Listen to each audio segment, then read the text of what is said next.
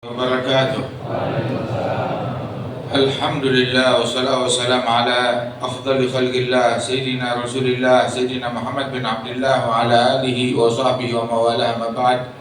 Kita bersyukur kepada Allah Ta'ala yang menghadirkan kita di majlis yang penuh berkah. Dan kehadiran satu majlis yang semacam ini sebagaimana disabdakan oleh Nabi lebih afdal daripada sholat sunnah 1000 rakaat digabungkan dengan menjenguk 1000 orang sakit, digabungkan dengan menghadiri 1000 jenazah. Semua itu digabungkan, pahala hadir majlis ini lebih afdal daripada itu semua. Alhamdulillah, nikmat dari Allah Ta'ala dihadirkan kita di majlis yang penuh berkah, majlis Al-Imam Al-Arif Billah Al-Qutb Al-Habib Ali bin Abdurrahman Al-Habsyi, di mana mudah-mudahan Allah Ta'ala memberikan berkah kepada para guru-guru kita, bil khusus akhina Al-Habib Ali bin Abdurrahman Al-Habsyi diberikan kesehatan, afiat, dan segenap para ulama, para masyayikh, para habaib, para kiai, dan semua hadirin dan hadirat. Mudah-mudahan Allah Ta'ala senantiasa melimpahkan rahmat, bimbingan, taufik, hidayatnya kepada kita sekalian, amin ya rabbal alamin. Dibahas di majelis ini tadi di dalam kitab tentang hal yang berkenaan dengan riba. Allah Subhanahu wa Ta'ala mengharamkan perbuatan riba tersebut, sehingga disebutkan di antara dosa yang memiliki ancaman yang sangat dahsyat, di mana pelakunya diperangi oleh Allah Ta'ala adalah perbuatan riba. Sehingga Allah Subhanahu wa Ta'ala menyebutkan di dalam Al-Quran, fa illam tantahu fa'adhanu biharbin minallahi wa rasulih. Apabila kalian tidak mau berhenti dari praktek riba, maka Allah Ta'ala mengumumkan pernyataan perang dari Allah dan Rasulnya. Kita takut kalau negara kita diperangin oleh negara yang kuat, apalagi kalau yang diperangin individu kita pribadi. Maka bagaimana halnya orang kok berani nekat diperangi oleh Allah Subhanahu wa Ta'ala? Ada dua dosa yang pelakunya diperangi oleh Allah Subhanahu wa Ta'ala. Yang pertama adalah dosa riba.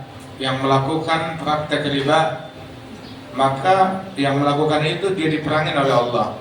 Dan yang kedua, sebagaimana dalam Sahih Bukhari disabdakan oleh Rasulullah, kalau Allah berfirman dalam hadis qudsi, man 'ada li waliyan faqad adzantuhu bil harb. Barang siapa yang memusuhi satu orang waliku, maka aku nyatakan perang kepada orang tersebut. Diperangin oleh Allah, memusuhi satu wali dinyatakan perang. Bagaimana kalau yang dia musuhi 2 wali? Bagaimana kalau 3 wali? Bagaimana kalau yang dia musuhi walinya itu sahabat Nabi Muhammad, atau walinya keluarga Nabi Muhammad sallallahu alaihi wasallam? Maka kalau dia begitu, sempurnalah kebinasaan orang tersebut, waliyadzubillah min dzalik. Disebutkan, berkata guru kami Syekh Al-Habib Umar bin Muhammad bin Salim bin Hafidh, beliau bilang, orang kalau diperangi oleh Allah Ta'ala, orang yang diperangi oleh Allah, dari mana dia mau dapat ampunan? Ada yang bisa ngasih ampunan selain Allah? Dari mana dia mau dapat rahmat? Ada yang bisa ngasih rahmat selain Allah? Bahkan orang yang diperangi oleh Allah, kira-kira apakah dia bisa mati dalam husnul khatimah? Dia mau dapetin husnul khatimah dari mana? Dari bank, jualan husnul khatimah? Dari mall, dari pasar? Dari siapa dia mau dapetin husnul khatimah? Apabila satu-satunya yang memberikan husnul khatimah menyatakan perang dengan orang tersebut. Sehingga umumnya orang yang melakukan dosa ini biasanya matinya tuh di luar Islam, kalau dia nggak buru-buru taubat kepada Allah Subhanahu wa Ta'ala. Dosa apa? Riba, diperangin oleh Allah. Sama yang kedua, memusuhi para wali-walinya Allah, waliyadzubillah min dzalik. Sehingga disebutkan bahwasanya man kana sabul fatimiyyin da'bahu wa'tiyadah lam yamut waliyadzubillah hatta nara an millatil Islam irtidadah. Itu diriwayatkan oleh sekelompok kaum, barang siapa yang mencaci keluarga Nabi Muhammad dijadikan sebagai kebiasaan, hal yang ringan di lidah, orang macam begini tidak meninggal dunia, melainkan sebelum meninggal pasti murtad duluan, pasti keluar dari Islam, pasti sebelum nyawa dicabut imannya dicabut duluan. Waliyadzubillah min dzalik. Nah karenanya itu, ini dosa memusuhi wali-walinya Allah, memusuhi satu wali. Bagaimana kalau yang dimusuhin 2, 3, 4, 10, 100, 1000? Masya Allah. Dan bukan cuma memusuhi, mencaci, memerangi para wali-wali tersebut. Waliyadzubillah min dzalik. Kemudian juga dosa riba tersebut itu musibahnya di dunia dan juga saat meninggal dunia dan di akhirat. Dan azab akhirat lebih dahsyat lagi. Disebutkan di dalam hadis, arba'ah haqqan 'ala Allah alla yudkhilahumul jannah wa la yudhiqahum na'imaha. Ada 4 orang yang mana Allah Ta'ala berjanji tidak akan memasukkan 4 orang ini ke dalam surga dan tidak akan memberikan mereka, mengizinkan mereka mencicipi nikmat surga. Ada 4 orang. Awas, jangan sampai kita tergolong dari 4 orang ini. Ini di dalam hadis Nabi menyatakan. Yang pertama, mudminul khamar, orang yang kecanduan minum minuman keras atau kecanduan narkoba, pecandu miras, pecandu narkoba. Awas, Allah udah janji nggak bakal mau masukin mereka ke dalam surga. Itu di dalam hadis, mudminul khamar idza mat lagi Allah ka'abidil wathan. Pecandu minuman keras atau pecandu narkoba, apabila dia meninggal dunia menghadap kepada Allah seperti menghadapnya penyembah berhala. Waliyadzubillah min dzalik. Al-khamar ummul khaba'ith. Itu minuman keras, itu adalah induk segala kejahatan. Ya, orang kalau udah minuman keras atau narkoba, akalnya hilang. Nah, orang kalau akal hilang, kejahatan apa yang dia lakukan? Semua dilakukan. Mencuri dia lakukan, berzina dia lakukan, pemerkosaan dia lakukan, durhaka dia lakukan, putus silaturahmi dia lakukan, cacian, makian dia lakukan, pembunuhan dia lakukan. Waliyadzubillah min dzalik. Apabila akal udah nggak ada, apapun segala kejahatan itu dia lakukan. Waliyadzubillah. Itu disebutkan fil hadis. Itu ada satu orang, dalam riwayat disebutkan satu orang itu dia tadinya orang soleh, kemudian dia dipaksa oleh penjahat atau oleh pemerintah setempat, dipaksa untuk melakukan kejahatan, disuruh bunuh orang, dia nggak mau bunuh. Dia tidak mau membunuh. Disuruh bunuh anak kecil, dia nggak mau bunuh anak kecil. Disuruh berzina, dia nggak mau berzina. Akhirnya disuruh sujud kepada berhala, dia nggak mau sujud kepada berhala. Hingga akhirnya kalau begitu minum minuman keras. Dia pikir, oh kalau ini cuma minum doang, ringan. Maka dia minum minuman keras. Saat dia minum minuman keras, semuanya dikerjain. Begitu dia mabok, anak kecil dibunuh, perzinaan dia lakukan, begitu. Kemudian juga sujud kepada berhala dia lakukan. Waliyadzubillah min dzalik. Ummul khaba'ith, induk segala kejahatan. Dan disebutkan bahwasanya itu ada 4 orang yang gak bakalan dimasukkan ke dalam surga. 1 yang minum minuman keras atau narkoba. Yang kedua, akil riba, orang yang makan riba. Yang ketiga, akil malal yatim, orang yang makan harta milik anak yatim. Dan yang keempat adalah al-'ad liwalidayh, orang yang durhaka kepada ibu bapaknya. Durhaka kepada, ini 4 orang ini yang makan riba, makan harta anak yatim. Walaupun harta anak yatim, keponakan yatimnya siapa? Keponakannya sendiri.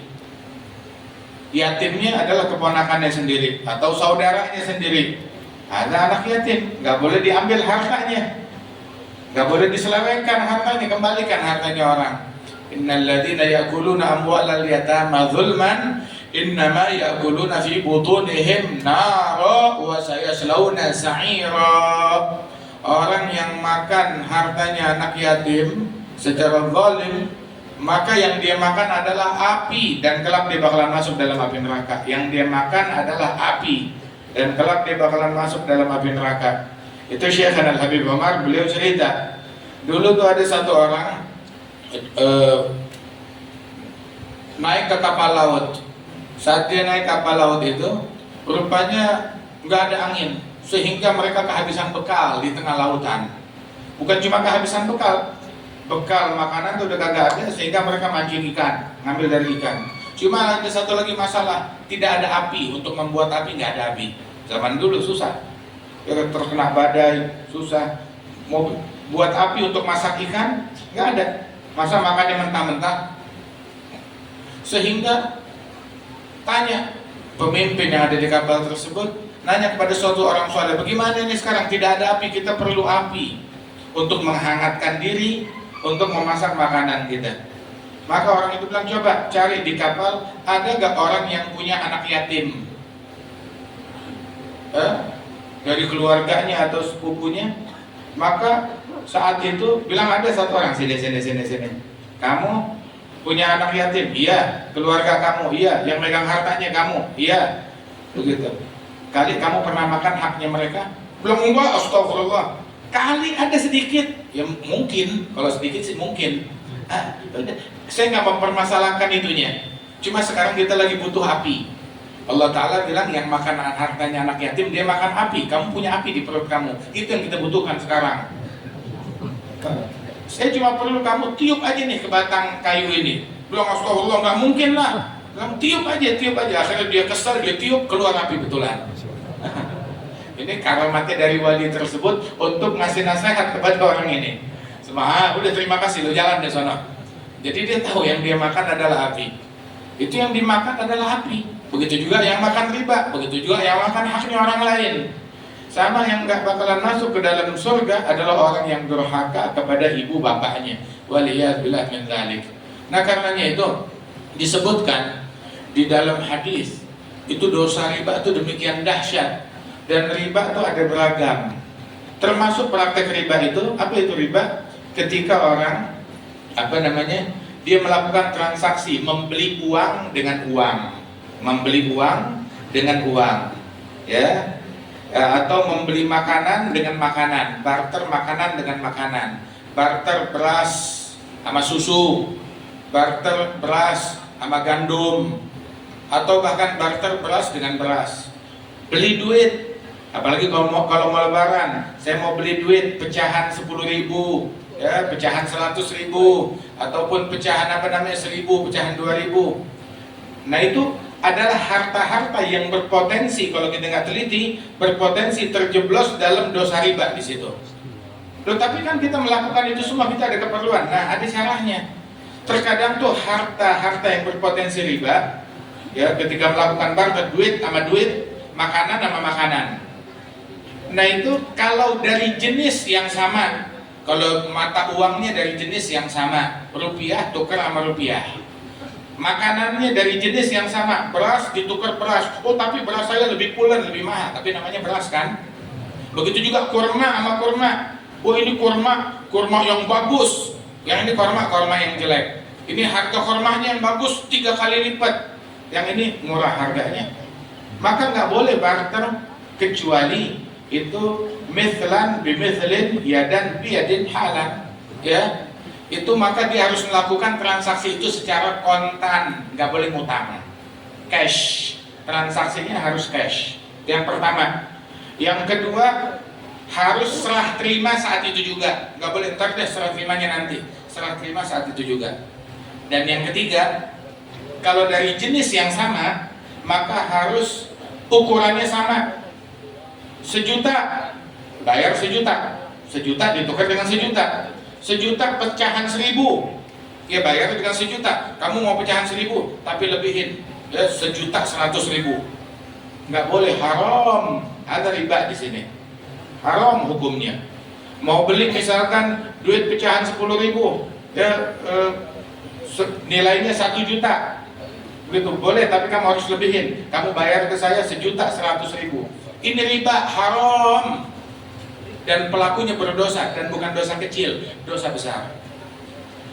Begitu juga makanan. Kurma dengan kurma. Oh ini harga kurmanya 3 kali lipat, ya sekilo dibayar dengan sekilo, barternya dengan sekilo. Ada satu orang jual. Nabi itu datang ke pasar, menginspeksi pasar. Saat datang di pasar, ngelihat ada orang jualan kurma. Ada kurma Khaybar lebih bagus, dijual sama kurma Madinah.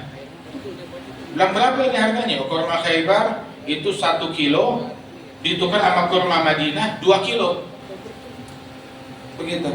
Maka Rasulullah bilang ini riba namanya. Habis bagaimana? Ya duitin aja. Duitin aja. Dijual dulu, ditukar ke duit, nah kemudian belinya pakai duit. Selesai masalah. Kalau ada begitu. Nah itu, tapi kalau ketika dia, oh ini beras 1 kilo tukar sama beras yang lebih bagus.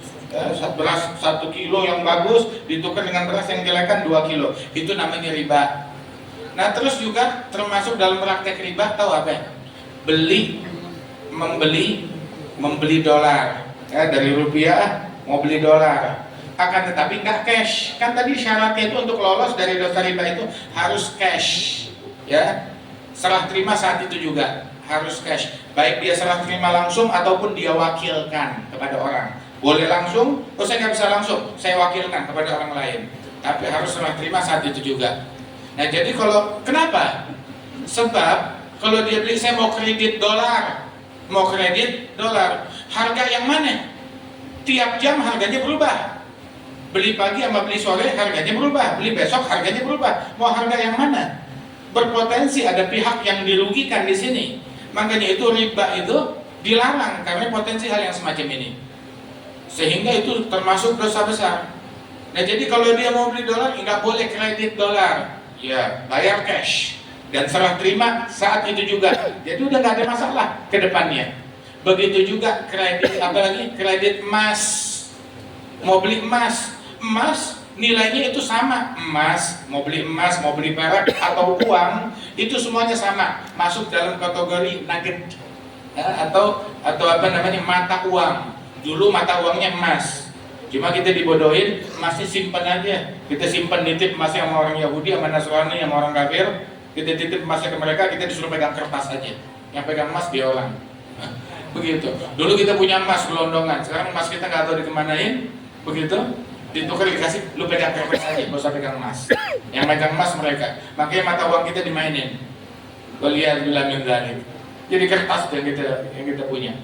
Nah itu orang mau beli emas, nggak boleh beli emas kredit, cash. Kalau mau beli emas, kalau dia beli kredit, maka dia terjeblos dalam praktek riba. Waliyaz bila min dzalik. Nah kemudian juga disebutkan oleh Rasulullah di dalam hadis bahwasanya riba itu jenisnya ada banyak macam. Riba salas wa sab'un baba.